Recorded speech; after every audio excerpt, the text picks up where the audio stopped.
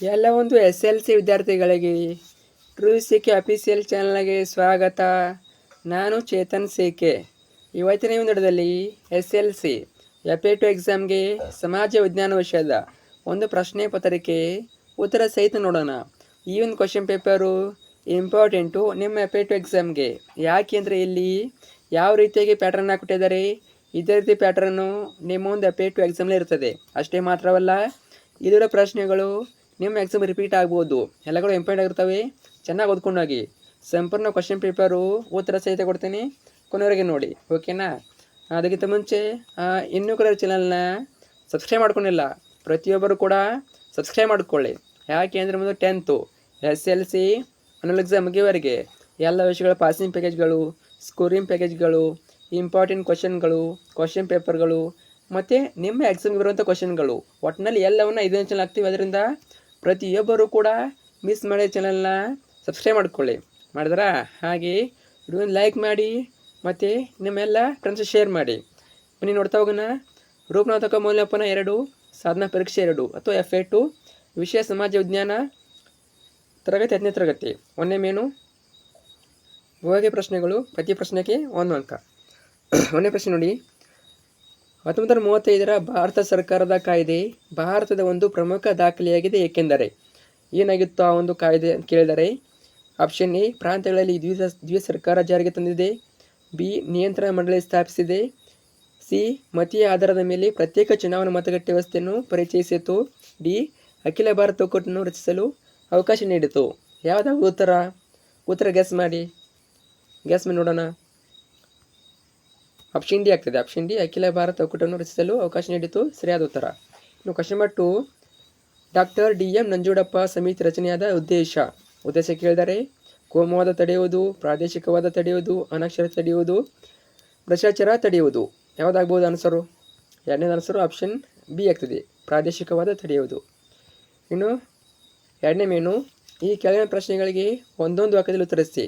1 ಅಂಕದ 2 ಪ್ರಶ್ನೆ, ಟೋಟಲಾಗಿ 2 ಅಂಕ, ಪ್ರತಿ ಪ್ರಶ್ನೆಗೆ 1 ಅಂಕ. ಮೂರನೇ ಪ್ರಶ್ನೆ, ಭಾರತದ ಮೊದಲ ವೈಸ್ರಾಯ್ ಆಗಿ ನೇಮಕಗೊಂಡವರು ಯಾರು ನೇಮಕಗೊಳ್ತಾರೆ? ಮೂರನೇ ಆನ್ಸರು ಲಾರ್ಡ್ ಕ್ಯಾನಿಂಗ್, ಸರಿಯಾದ ಉತ್ತರ. ಕ್ವಶನ್ ನಂಬರ್ 4, ಇತ್ತೀಚೆಗೆ ನಮ್ಮ ಜಲಾಶಯಗಳ ಸಂಗ್ರಹಣಾ ಸಾಮರ್ಥ್ಯ ಕಡಿಮೆಯಾಗುತ್ತಿದೆ, ಏಕೆ? ಇಂಪಾರ್ಟೆಂಟ್ ನೋಡಿ. ಅದು ಯಾವ ಕಾರಣಕ್ಕೆ? ಮಣ್ಣಿನ ಸವೆತದಿಂದ ಹೂಳು ತುಂಬಿವೆ. ಇನ್ನು 5ನೇ ಪ್ರಶ್ನೆ, ಈ ಕೆಳಗಿನ ಪ್ರಶ್ನೆಗಳಿಗೆ 2 ರಿಂದ 4 ವಾಕ್ಯದಲ್ಲಿ ಅಥವಾ ಅಂಶಗಳು ಉತ್ತರಿಸಿ. 2 ಅಂಕದ 2 ಪ್ರಶ್ನೆ, ಟೋಟಲಾಗಿ 4 ಅಂಕ, ಪ್ರತಿ ಪ್ರಶ್ನೆಗೆ 2 ಅಂಕ. 5ನೇ ಪ್ರಶ್ನೆ, 1919ರ ಮ್ಯಾಂಟೆಗೋ ಜೇಮ್ಸ್ ಫೋರ್ಡ್ ಸುಧಾರಣಾ ಕಾಯ್ದೆಯ ಪ್ರಮುಖ ಅಂಶಗಳಾವು? 5ನೇದು ಆನ್ಸರ್ ನೋಡ್ಬೋದು ನೀವು ನೋಡಿ. ಕೇಂದ್ರದಲ್ಲಿ ದ್ವಿಸದನ ಶಾಸಕಾಂಗ ರಚನೆಗೆ ಅವಕಾಶ, ಪ್ರಾಂತ್ಯಗಳಲ್ಲಿ ದ್ವಿ ಸರ್ಕಾರ ಪದ್ಧತಿಗೆ ಅವಕಾಶ, ಭಾರತಕ್ಕೆ ಒಬ್ಬ ಹೈಕಮಿಷನರ್ ನೇಮಕ, ಸ್ವಯಂ ಆಡಳಿತವುಳ್ಳ ಸ್ಥಳೀಯ ಸಂಸ್ಥೆಗಳ ಅಭಿವೃದ್ಧಿ, ಕೇಂದ್ರದ ಬಜೆಟ್ನಿಂದ ಪ್ರಾಂತ್ಯಗಳ ಬಜೆಟ್, ಪ್ರತ್ಯೇಕ ಚುನಾವಣಾ ಮತಗಟ್ಟೆ ವ್ಯವಸ್ಥೆಯನ್ನು, ಮತ್ತು ಮುಸ್ಲಿಂ ಸಿಖ್ನ ಅವ್ರು ಏನು ಮಾಡ್ತಾರೆ, ಡಿವೈಡ್ ಮಾಡ್ತಾರೆ. ಆಂಗ್ಲೋ ಭಾರತೀಯರು ಮತ್ತು ಯುರೋಪಿಯನರಿಗೆ ವಿಸ್ತರಣೆ. ಸಾಕು, ಒಂದು 4 ಪಾಯಿಂಟ್ ನೋಡ್ಕೊಳ್ಳಿ, 2 ಮಾರ್ಕ್ಸ್ಗೆ. ನೆಕ್ಸ್ಟು 6ನೇ ಪ್ರಶ್ನೆ, ನಿರುದ್ಯೋಗ ಒಂದು ಗಂಭೀರ ಸಾಮಾಜಿಕ ಸಮಸ್ಯೆಯಾಗಿ ಸಮರ್ಥಿಸಿ. ಅಥವಾ ಕ್ವಶನ್ನು, ಸಂಘಟಿತ ಕೆಲಸಗಾರರು ಅಸಂಘಟಿತ ಕೆಲಸಗಾರರಿಂದ ಭಿನ್ನ ಹೇಗೆ? ಇಲ್ಲಿ ನಿಮಗೆ 2 ಪ್ರಶ್ನೆ ಕೊಟ್ಟಿದ್ದಾರೆ. ಈ 2 ಪ್ರಶ್ನೆಯಲ್ಲಿ 1 ಬರೀಬೇಕು. ಅಥವಾ ಕ್ವಶನ್ ಇರೋದ್ರಿಂದ 1 ಬರೀರಿ, ನಿಮಗೆ ತುಂಬಾ ಸುಲಭ ಆಗ್ಬೋದು, 1 ಬರೀಬೇಕು. ಓಕೆ, ನಾನು 2 ಮಾರ್ಕ್ಸಿಗೆ ಕೊಡ್ತಾರೆ ನಿಮಗೆ ಚಾಯ್ಸು, ಡೋಂಟ್ ವರಿ. 1 ಕ್ವಶನ್ ಕೊಡ್ತಾರೆ. ನೋಡೋಣ 2 ಆನ್ಸರು. 6ನೇದು, ಈ ಕೆಳಗಿನ ಸಮಸ್ಯೆಗಳನ್ನು ಸೃಷ್ಟಿ ಮಾಡೋದರಿಂದ ನಿರುದ್ಯೋಗವು ಅತ್ಯಂತ ಗಂಭೀರ ಸಾಮಾಜಿಕ ಸಮಸ್ಯೆಯಾಗಿದೆ. 1ನೇದು ಬಡತನ, ಅನಾರೋಗ್ಯ, ಭ್ರಷ್ಟಾಚಾರ, ಕೌಟುಂಬಿಕ ವೇತನೆ, ಮೋಸ, ವಂಚನೆ, ಕಳ್ಳತನ, ವಿಚಾರ. ನೋಡ್ಕೊಳ್ಬೋದು. ಸಂಘಟಿತ ಕೆಲಸಗಾರರು ಮತ್ತು ಅಸಂಘಟಿತ ಕೆಲಸಗಾರರ ಬಗ್ಗೆ ವ್ಯತ್ಯಾಸ ಇದು. ಸಂಘಟಿತ ಕೆಲಸಗಾರ ಅಂತ ಬಂದಾಗ ಕಾಯ್ದೆ ನಿಯಂತ್ರಣಕ್ಕೆ ಒಳಪಟ್ಟಿರುತ್ತಾರೆ, ನಿಗದಿತ ಕಾರ್ಯಕ್ಷೇತ್ರದಲ್ಲಿ ಕೆಲಸ ಮಾಡುತ್ತಾರೆ, ಕೆಲಸಗಾರನ ಕಾರ್ಯದ ಬಗ್ಗೆ ನಿಶ್ಚಿತ ನಿಯಮಗಳಿರುತ್ತವೆ, ವಿಶೇಷ ತರಬೇತಿ, ಶೈಕ್ಷಣಿಕ ಅರ್ಹತೆ ಹೊಂದಿರುತ್ತಾರೆ, ಕೆಲಸದ ಭದ್ರತೆ ಮತ್ತು ನಿಗದಿತ ವೇತನ ಹೊಂದಿರುತ್ತಾರೆ, ವೈದ್ಯಕೀಯ ಸೌಲಭ್ಯವನ್ನು ಹೊಂದಿರುತ್ತಾರೆ. ಉದಾಹರಣೆಗೆ ಸರ್ಕಾರಿ ಇಲಾಖೆಗಳಲ್ಲಿ ಕೆಲಸ ಮಾಡುವವರು, ಇವರೆಲ್ಲ ಏನು ಮಾಡ್ತಾರೆ? ಸಂಘಟಿತ ಕೆಲಸಗಾರರು. ಇನ್ನು ಅಸಂಘಟಿತ ಕೆಲಸಗಾರರು, ಇವರಿಗೆ ಯಾವುದೇ ರೀತಿ ಕಾಯ್ದೆಯ ನಿಯಂತ್ರಣಕ್ಕೆ ಒಳಪಟ್ಟಿರುವುದಿಲ್ಲ, ವಿವಿಧ ಕಸುಗಳಲ್ಲಿ ತೊಡಗಿರುತ್ತಾರೆ. ಬರೀ ಒಂದೇ ಕಸುಬು ಇರೋದಿಲ್ಲ, ತುಂಬಾ ಕಸುಬು ಇರ್ತವೆ, ಅಂದರೆ ಕೆಲಸ ಇರ್ತವೆ. ಕೆಲಸಗಾರನ ಕಾರ್ಯದ ಬಗ್ಗೆ ನಿಶ್ಚಿತ ನಿಯಮಗಳು ಇರೋದಿಲ್ಲ, ಯಾವುದೇ ರೀತಿ ರೂಲ್ಸ್ ಇರೋದಿಲ್ಲ. ಇನ್ನು ಯಾವುದೇ ತರಬೇತಿ ಶೈಕ್ಷಣಿಕ ಅರ್ಹತೆ ಹೊಂದಿರೋದಿಲ್ಲ, ನೀವು ಇಷ್ಟೇ ಕಲಿಬೇಕಂತ ಏನಿಲ್ಲ. ಇನ್ನು ಕೆಲಸದ ಭದ್ರತೆ ಮತ್ತು ನಿಗದಿತ ವೇತನ ಹೊಂದಿರೋದಿಲ್ಲ, ವೈದ್ಯಕೀಯ ಸೌಲಭ್ಯವನ್ನು ಹೊಂದಿರೋದಿಲ್ಲ. ಉದಾಹರಣೆಗೆ ಮನೆ ಕೆಲಸ ಆಗಿರ್ಬೋದು, ವಾಹನ ದುರಸ್ತಿ ಕೆಲಸಗಾರರು ಇತ್ಯಾದಿ ಬರ್ತವೆ. ಇನ್ನು 7ನೇ ಪ್ರಶ್ನೆ, ಯಾವ ಕ್ವಶನ್ ನೋಡಿ, ಪ್ರತಿಯೊಂದು ಪ್ರಶ್ನೆಗೂ 6 ವಾಕ್ಯಗಳು ಅಥವಾ ಅಂಶಗಳು ಉತ್ತರಿಸಿ. 3 ಅಂಕದ 2 ಪ್ರಶ್ನೆ, ಟೋಟಲಾಗಿ 6 ಅಂಕ, ಪ್ರತಿ ಪ್ರಶ್ನೆಗೆ 3 ಅಂಕ. 7ನೇ ಪ್ರಶ್ನೆ ನೋಡಿ, ಇತ್ತೀಚೆಗೆ ಭಾರತದಲ್ಲಿ ಲಿಂಗ ತಾರತಮ್ಯ ಕಡಿಮೆಯಾಗುತ್ತಿದೆ, ಸ್ಪಷ್ಟೀಕರಿಸಿ. ಇಂಪಾರ್ಟೆಂಟು, ನೋಡ್ಕೊಂಡು ಹೋಗಿದ್ದನ್ನ ಕೇಳ್ಬೋದು. ಇದು ಕೇವಲ ಎಫ್ ಎಗೆ ಹೇಳ್ತಾ ಇಲ್ಲ ನಾನು, ಎಸ್ಸೆ 1ಗೆ ಎಸ್ಸೆ 2 ಕೂಡ ಇಂಪಾರ್ಟೆಂಟು. ಓಕೆ, ಯಾವುದೇ ಕಾರಣಕ್ಕೂ ಬರೀ ಎಫ್ ಎ ಅಂತ ಓದೋಕೋಬೇಡಿ, ನಿಮ್ಮ ಎಸ್ ಎನ್ ಕೂಡ ಹೆಲ್ಪ್ ಆಗ್ತದೆ, ಎಸ್ಸೆ 2 ಕೂಡ ಹೆಲ್ಪ್ ಆಗ್ತವೆ. 7ನೇ ಆನ್ಸರ್ ಈಗ ಕೊಟ್ಟಿದ್ದೇನೆ ಅನ್ಕೋತೀನಿ, ಇದೆ ನೋಡಿ ಇಲ್ಲಿ ನೋಡಿ. ಮಹಿಳೆ ಮತ್ತು ಮಕ್ಕಳ ಅಭಿವೃದ್ಧಿ ಸಚಿವಾಲಯವನ್ನು ಪ್ರಾರಂಭಿಸಲಾಗಿದೆ. ಕ್ವಶನ್ ಅಬ್ಸರ್ವ್ ಮಾಡಿ ಮೊದಲು. ಕ್ವಶನ್ ಏನಿದೆ, ಲಿಂಗ ತಾರತಮ್ಯಗಳು ಕೇಳಿದ್ದಾರೆ. ಇತ್ತೀಚೆಗೆ ಭಾರತದಲ್ಲಿ ಲಿಂಗ ತಾರತಮ್ಯ ಕಡಿಮೆಯಾಗುತ್ತಿದೆ, ಸ್ಪಷ್ಟೀಕರಿಸಿ. ಕ್ವಶನ್ ಅರ್ಥ ಆಯ್ತಾ? ಇದು ಆನ್ಸರ್ ನೋಡ್ಕೊಳ್ಳಿ. ಈಗ ಮಹಿಳಾ ಮತ್ತು ಮಕ್ಕಳ ಅಭಿವೃದ್ಧಿ ಸಚಿವಾಲಯವನ್ನು ಪ್ರಾರಂಭಿಸಲಾಗಿದೆ. ಉದ್ಯೋಗಗಳ ನೇಮಕಾತಿಯಲ್ಲಿ ಮಹಿಳೆಯರಿಗೆ ಮೀಸಲಾತಿಯನ್ನು ನೀಡಲಾಗಿದೆ. ರಾಷ್ಟ್ರೀಯ ಹಾಗೂ ರಾಜ್ಯ ಮಹಿಳಾ ಆಯೋಗಗಳನ್ನು ಸ್ಥಾಪಿಸಲಾಗಿದೆ. ರಾಜ್ಯಗಳಲ್ಲಿ ಮಹಿಳಾ ಅಭಿವೃದ್ಧಿ ನಿಯಮಗಳನ್ನು ಸ್ಥಾಪಿಸಲಾಗಿದೆ. ಸಖಿ ಒನ್ ಸ್ಟಾಪ್ ಸೆಂಟರ್ಗಳನ್ನು ಆರಂಭಿಸಲಾಗಿದೆ. ಇದೇ ರೀತಿ ಪಾಯಿಂಟ್ಸ್ ಇವೆ, ಬೇಕನ್ನೋರು ಎಲ್ಲ ಪಾಯಿಂಟ್ಸ್ನ ವಿಡಿಯೋನ ಪಾಸ್ ಮಾಡಿ ಓದ್ಕೊಳ್ಳಿ. ನಾನು ಮುಂದೆ ಕ್ವಶನ್ಗೆ ಹೋಗ್ತೀನಿ. ಇನ್ನು 8ನೇ ಪ್ರಶ್ನೆ, ಮಣ್ಣಿನ ಸವೆತವು ಹಲವು ದುಷ್ಪರಿಣಾಮಗಳನ್ನು ಉಂಟು ಮಾಡುತ್ತದೆ, ವಿವರಿಸಿ. ಇಲ್ಲಿ 10 ಕ್ವಶನ್ ಕೊಟ್ಟಿದ್ದಾರೆ.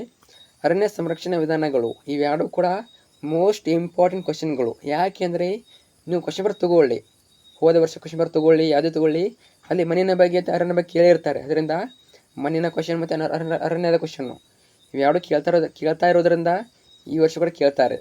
ಓಕೆ, ಬರೀ ಎಫ್ ಎ ಅಲ್ಲ, ಮತ್ತು ಎಸ್ಸೆ 1 ಕೇಳ್ಬೋದು, ಎಸ್ಸೆ 2 ಕೇಳ್ಬೋದು. ನೋಡ್ಕೊಳ್ಳಿ, ಎರಡು ಕೂಡ ಮೋಸ್ಟ್ ಇಂಪಾರ್ಟೆಂಟ್ ಪಾಯಿಂಟ್ಸು ಎಲ್ಲ ನೋಡ್ಕೊಳ್ಳಿ. ಸವೆತ ಕಾರಣ, ಪರಿಣಾಮಗಳು, ದುಷ್ಪರಿಣಾಮ ಇವೆಲ್ಲ ನೋಡ್ಕೊಳ್ಳಿ. ಒಂದು ಕ್ವಶನ್ನ ಕೇಳ್ತಾರೆ, ನೋಡ್ಬೋದು 2 ಆನ್ಸರ್ ನೀವು. 8ನೇದು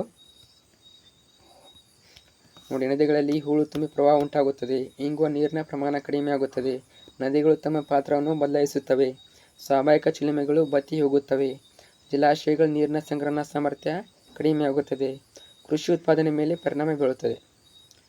ಇನ್ನು ಅರಣ್ಯ ಬಗ್ಗೆ ನೋಡಿ, ಕಾಡ್ಗಿಚ್ಚು ಉಂಟು ಮಾಡುವ ಆಕರ್ಷಿತ ಮರಗಳನ್ನು ತೆಗೆಯುವುದು, ಅರಣ್ಯದ ಮರಗಳಿಗೆ ತಗಲುವ ರೋಗಗಳನ್ನು ನಿಯಂತ್ರಿಸುವುದು, ಸಸಿಗಳನ್ನು ನೆಡುವುದು, ಬೀಜಗಳನ್ನು ಹರಡುವುದು, ಕಾನೂನು ಬಾಹಿರವಾಗಿ ಮರ ಕಡಿಯುವುದನ್ನು ನಿಯಂತ್ರಿಸುವುದು. ಇವೆಲ್ಲ ಮಾಡಿದರೆ ನಾವು ಸಂರಕ್ಷಣೆ ಮಾಡ್ಬೋದು. ಇನ್ನು ಮುಂದಿನ ಪ್ರಶ್ನೆ, ಇನ್ನೂ ಪಾಯಿಂಟ್ಸ್ ಇವೆ ನೋಡಿ. ಅರಣ್ಯ ಬಗ್ಗೆ ಓದ್ಕೊಳ್ಳಿ, ಬರ್ಕೊಳ್ಳಿ, ಎಕ್ಸಾಮ್ಗೆ ಹೆಲ್ಪ್ ಆಗ್ತವೆ. ಇನ್ನು 9ನೇ ಪ್ರಶ್ನೆ, ಓಕೆ ವೇಟ್ ಮಾಡಿ. ಇಲ್ಲಿ 4 ಮಾರ್ಕ್ಸಿಗೆ ಕೇಳಿದ್ದಾರೆ. 4 ಮಾರ್ಕ್ಸ್ ಒಂದು ಕ್ವಶನ್, ಟೋಟಲಾಗಿ 4 ಮಾರ್ಕ್ಸ್ ಒಂದೇ ಪ್ರಶ್ನೆ. ಇಲ್ಲಿ ಯಾರು ಕೊಟ್ಟಿದ್ದಾರೆ 10 ಕ್ವಶನ್ನು. 9ನೇ ಪ್ರಶ್ನೆ, ಬ್ರಿಟಿಷ್ ಶಿಕ್ಷಣದ ಪರಿಣಾಮಗಳನ್ನು ವಿವರಿಸಿ, ಅಥವಾ ಬ್ರಿಟಿಷ್ ಆಡಳಿತ ವ್ಯವಸ್ಥೆಯಲ್ಲಿ ನ್ಯಾಯಾಂಗ ವ್ಯವಸ್ಥೆಯಲ್ಲಾದ ಬದಲಾವಣೆಯನ್ನು ವಿವರಿಸಿ. ಎರಡು ಕೂಡ ಇಂಪಾರ್ಟೆಂಟ್, ಇವು ಕೂಡ ಇಂಪಾರ್ಟೆಂಟು. ನೋಡ್ಕೊಳ್ಳಿ ಆನ್ಸರ್. 9ನೇದು, ಆಧುನಿಕತೆ, ಜಾತ್ಯತೀತತೆ, ಪ್ರಜಾಪ್ರಭುತ್ವ ಮೊದಲಾದ ಪರಿಕಲ್ಪನೆಗಳ ಪರಿಚಯವಾಯಿತು. ರಾಷ್ಟ್ರೀಯವಾದಿ ದೃಷ್ಟಿಕೋನಗಳು ಬೆಳೆಯಲಾರಂಭಿಸಿದವು. ಸ್ಥಳೀಯ ಭಾಷೆಗಳು ಮತ್ತು ಸಾಹಿತ್ಯಕ್ಕೆ ಪ್ರೋತ್ಸಾಹ ದೊರೆಯಿತು. ವಿದ್ಯಾವಂತ ವರ್ಗದ ಆಲೋಚನಾ ಕ್ರಮದಲ್ಲಿ ಏಕತೆಯ ಸ್ವರೂಪ ಬೆಳೆಯಲಾರಂಭಿಸಿತು. ಇದೇ ರೀತಿ ಪಾಯಿಂಟ್ಸ್ ಇವೆ, 2 ಆನ್ಸರ್ ಇವೆ. ನಿಮಗೆ ಯಾವುದು ತುಂಬಾ ಸುಲಭ ಅದನ್ನು ಓದ್ಕೊಳ್ಳಿ, ಅಥವಾ 2 ಓದ್ಕೊಳ್ಳಿ, ಒಂದನ್ನು ಕೇಳೋ ಚಾನ್ಸಸ್ ಇರ್ತದೆ. ಓಕೆ, ಇನ್ನು ನೆಕ್ಸ್ಟ್ ಕ್ವಶನ್ ಹೋಗೋಣ. ಕೊನೆಯ ಕ್ವಶನ್ನು ಏನು ಕೇಳಿದರೆ, ನಿಮಗೆ ನೀಡಿರುವ ಭಾರತದ ನಕ್ಷೆಯಲ್ಲಿ ಕೆಳಗಿನವುಗಳಲ್ಲಿ ಯಾವುದಾದ್ರು 2 ಗುರುತಿಸಿ. ಗೋವಿಂದ ಸಾಗರ, ನರ್ಮದಾ ನದಿ, ಪಂಪಸಾಗರ, ಹಿರಾಕುಡ್ ಅಣೆಕಟ್ಟು, ಕೋಸಿ ನದಿ. 2 ಮಾರ್ಕ್ಸಿಗೆ ಕೇಳಿದರೆ ಇವೆಲ್ಲ ಕೂಡ ಇಂಪಾರ್ಟೆಂಟು. ಹೇಳೋಕ್ಕಾಗಲ್ಲ, ಗ್ಯಾರಂಟಿ ಇವನೇ ಕೇಳ್ತಾರೆ, ಹೇಳೋಕ್ಕಾಗಲ್ಲ. ಒಟ್ಟಿನಲ್ಲಿ ನೋಡ್ಕೊಳ್ಳಿ, ಯಾವೆಲ್ಲ ಸ್ಥಳ ನೋಡ್ಕೊಳ್ಳಿ, ಅದರಲ್ಲಿ ನಿಮಗೆ ಒಂದು 4 ಬಿಟ್ಟು 2 ಕೇಳ್ಬೋದು. ನೋಡ್ಕೊಳ್ಳಿ, ಇವೆಲ್ಲ ಇಂಪಾರ್ಟೆಂಟ್ ನೋಡಿ, ಇವನು ಬಿಡೋಕೆ ಹೋಗಬೇಡಿ. ಕೊಟ್ಟಿರ್ತೀನಿ ಆನ್ಸರ್ನ. ಈ ರೀತಿ ಬರ್ತವೆ ನೋಡಿ, ABCD ಈ ರೀತಿ ಬರ್ತವೆ. ನಿಮ್ಮ ಸ್ಕೂಲಲ್ಲಿ ಕೊಡ್ಬೋದು ನಕ್ಷೆಯನ್ನು, ಕೊಡಲೇ ಇಲ್ಲ ಅಂದರೆ ನೀವೇ ಬಿಡಿಸ್ಬೇಕು. ಕೇಳ್ಕೊಳ್ಳಿ ಸ್ಕೂಲಲ್ಲಿ. ಇಷ್ಟಾದರೆ ನಿಮ್ಮೊಂದು FA 2ನ ಸಮಾಜ ವಿಜ್ಞಾನ ವಿಷಯದ ಪ್ರಶ್ನೆ ಪತ್ರಿಕೆ ಮುಕ್ತಾಯ ಆಗ್ತದೆ. ಅಷ್ಟೊಂದು ಟಫ್ ಇರೋದೆಲ್ಲ ನೋಡಿ, ತುಂಬಾ ಈಸಿ ಇರ್ತದೆ. ಅಂದರೆ ನಿಮಗೆ 10 ಕ್ವಶನ್ ಇರ್ತವೆ, ಅದರಿಂದ ನೀವು ತುಂಬಾ ಸುಲಭದ ಬರಿಬೋದು. ನೋಡಿಕೊಂಡು ಚೆನ್ನಾಗಿ ಬರೀರಿ. ಮತ್ತು ಈ ಒಂದು ಕ್ವಶನ್ ಬಗ್ಗೆ ಏನೇ ಡೌಟ್ ಕಮೆಂಟ್ ಹಾಕಿ, ಕಮೆಂಟ್ ಮೂಲಕ ತಿಳಿಸಿ. ಮತ್ತು ನಿಮ್ಮ ಎಕ್ಸಾಮ್ ಯಾವಾಗಿದೆ, ಟೈಮ್ ಟೇಬಲ್ ಕಮೆಂಟ್ ಹಾಕಿ, ಫ್ರೆಂಡ್ಸ್ ಶೇರ್ ಮಾಡಿ. Thanks for watching.